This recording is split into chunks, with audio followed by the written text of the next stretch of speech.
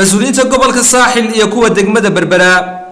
ayaa waxay maanta dhalinyarada kubadda cagta ee gobolka Saaxil ay soo gaarsiiyeen koob iyo agab lagu ciyaaro kubadda oo ugu deeqay madaxweynaha Jamhuuriyadda Soomaaliland Axmed Maxamed Maxamuud Silaaniyo waxaana ay mas'uuliyiinta sheegeen in koobkani loogu magac daray musharaxnimada madaxweyne Axmed Silaaniyo ee 5 sano ee soo socota iyadoo ay saaka agabkani maamulka gobolka Saaxil kala wareegeen mas'uuliyiinta wasaaradda dhalinyarada iyo ciyaaraha ee gobolka Saaxil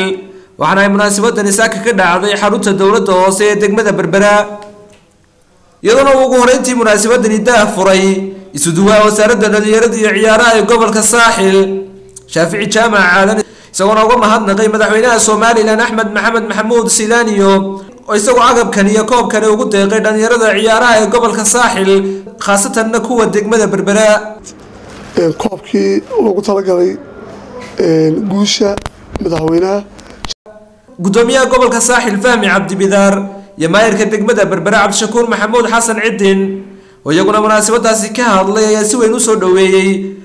agabkan ugu deeqay madaxweynaha Soomaaliland iyagoo madaxweynaha uga mahadnaqay dhiirigelinta dhalinyarada waxa kani farxad gaar ah inoogu yahay in fact intii xitaa ilaa dawladihii hore ku daro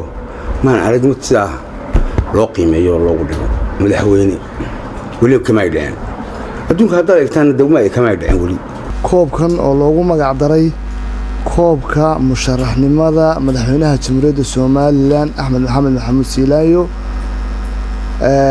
koobkan insha Allah sida wada arkaysaan wuxuu noqon doonaa koob ka duwan koobkii hore dhan in ka badan 10 kooxood oo kamid ah kooxaha heerka koobaad ee gobolka Saaxil ayaa ka qayb qaadan doona furitaanka koobkani waxaana la sheegay inuu si rasmi ah u furmi doono haddii alla idmo maalmaha soo socda Khalid Xasan Nuur iyo waliba Sakariya Cabdi Caabi telefishinka madaxa bannaan ee Bulsha TV magaalada Berbera